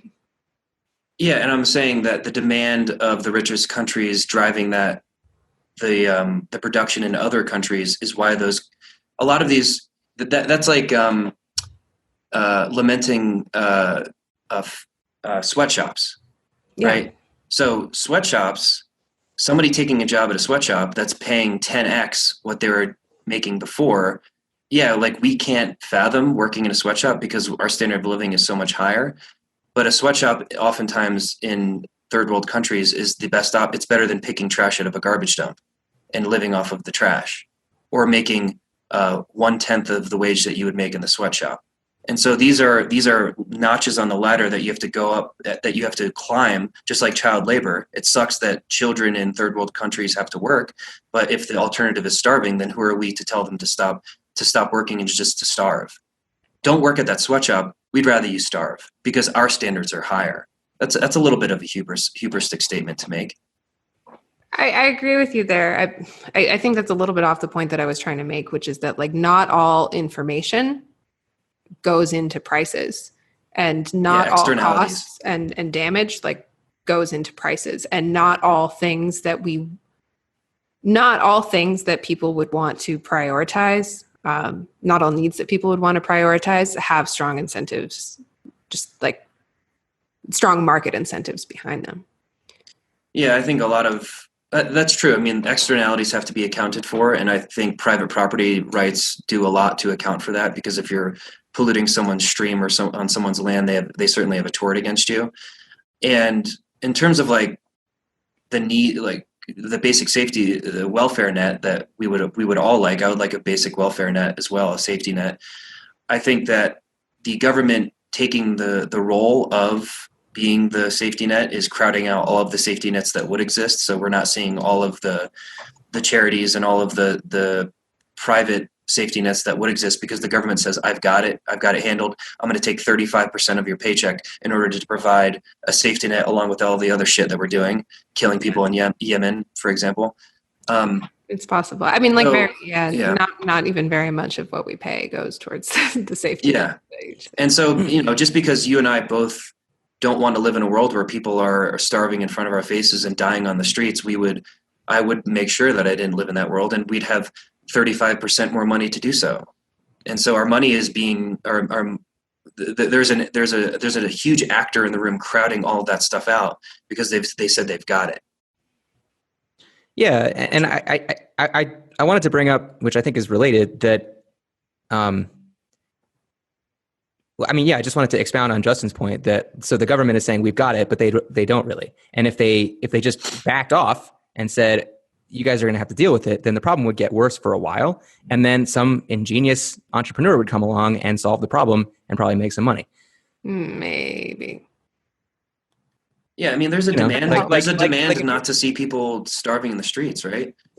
Why is that demand any less? There's ways to clean up pollution. I mean, there's no reason why you can't crowdfund a pollution cleanup. It's just that we're expecting the government to come in and do it, and so we don't take the responsibility to do it ourselves. I think that's what a lot of the problem with society is we're abdicating our responsibility because we think somebody else is going to deal with it. But if we just dealt with it ourselves, the problem would get fixed. There's think of all the companies that have to respond to the market in terms of not being racist. We will put a company out of business when they're overtly racist. So why not in the future would you say, hey, if we see companies polluting in the air, which is the hardest case because the air is all dispersed, then you're done. Just like if you're racist, if you fire some redheaded person because you hate redheaded people and you want to see them die, then fuck off. We're not going to buy your product. Or there's a lot of people that don't shop in certain stores because they don't like the CEO's politics. That's such a minor thing compared to this company's bellowing smoke into the sky. Like we could all go, like you're not going to last another day. Yeah, that's what I hope, and that's what I'd like to believe. I mean, it's happening right now with racism. I mean, and racism is so much harder to see than pollution. It's happening right now. What's happening with racism is individuals are being fired. Yeah, individuals are being fired, but companies are not being shut down on a mass scale, like due to racism. And like, there's like a loud minority racist on a mass scale. Yeah, because individuals are racist. Not like, I don't think it's as a massive, like a company billowing smoke is different than an individual tweeting a racist tweet. Yeah, well, and I mean, racism is illegal on a like racial discrimination is illegal in the U.S. like in a business sense. But it's not illegal to be racist on Twitter, and those people get fired. So yeah, people care a lot. Apparently, people don't care to shut down massive. Well, I mean, what are you going to do? Like, are people going to just like stop driving? Yeah, you boycott to shut down the oil company. I mean, like some people do, but like I think you're assuming way more of an activist spirit in people than actually exists. Yeah, people signal. People signal a lot. Yeah, I do think that people have, going back to our previous discussion, people have this high time preference where they. And I think Justin alluded to this, and this is why richer countries care about pollution more, is because richer countries have more time and more resources. And so they can sit there and think about richer companies do not. The future. richer companies, like richer countries do not actually like effectively care about pollution more. Like richer companies make, but they're thinking about it though. Yeah, they're thinking about it and complaining about it, and maybe eventually a solution will come to be. They're thinking about it and Whereas complaining poorer about countries are like, how do we survive? You know, they have a much higher time preference because they're just like, you know, they're just like in this grind, and they're not, you know, thinking, okay, you know, they're very you know, low on Maslow's hierarchy of needs. Yeah. I don't know. Okay. Sorry. Katie, I'm not like I agree with your point. I agree that externalities are a problem, especially ones that are dispersed in the air. Like that's a really tough one. The ones like in a stream or land, like that. The private property is just like, that's such an easy solution to that. But yet, you know, we would have to live in a world of near total private property, and we don't. The government owns a lot of things, so the government can decide whether they want to issue to prosecute somebody or not. But yeah, the air, you know, the air or the ocean would be, you know, although there is a book out on privatizing the oceans, so you know, maybe in the future. It's wild. I don't know. We should just do an ANCAP episode. Yeah. I'll come back for that one for sure. Okay. Yeah, that sounds good. No, you've been great on this, and I'm sure there's a lot of topics that you'd be great on. So we definitely love to have you back for the ANCAP episode. Thank you. We definitely love to have you back. Like, we definitely got stuff to talk about, like that just segues so easily from this, obviously. But yeah, thank you so much for coming on, Justin. It was really great. Thanks for having me, guys. I really appreciate it. All right, great. Well, it's been an absolute pleasure. If you enjoyed this, like definitely check out Justin's podcast, Longo Convo. Where can they find you? LongoConvo.com. We're on SoundCloud. We're on Pocket Cast. We're on Spotify so far. So we have 11 episodes up. The whole point of my wife and I's podcast, my wife Megan and I, we're doing a podcast in which we celebrate changing your mind. So a lot of people like really denigrate people that change their mind, and our whole podcast is discussing and exploring ways in which we've changed our mind and bringing people on to talk about ways that they've changed their mind. For example, last night we just recorded one on a friend of ours who left Islam, who changed his mind on Islam. So I thought that was a pretty fascinating topic of conversation. So if you like the idea of check that out, having an open mind and discovering new information and updating your beliefs, which I'm always trying to do, and I'm not going to narrow my mind one iota if I can possibly handle it, then check out the Longo Convo. That's a great concept. Sounds really cool. Thank you. Cool. Well, yeah, again, thanks so much for coming on. And if you enjoyed this podcast, the Multiversity Project, you can find us at multiversityproject.co. Actually, well, everything's going to be in the outro, so I'll just stop there. Yeah, thanks, audience. We'll see you next time. Thanks for joining us on the Multiversity Project. We hope you found this episode both mind-bending and enjoyable. We can be found all over the social media space and at multiversityproject.co. If you like this content, give us a like, comment, follow, share, or support us on Patreon. Catch you on the flip side.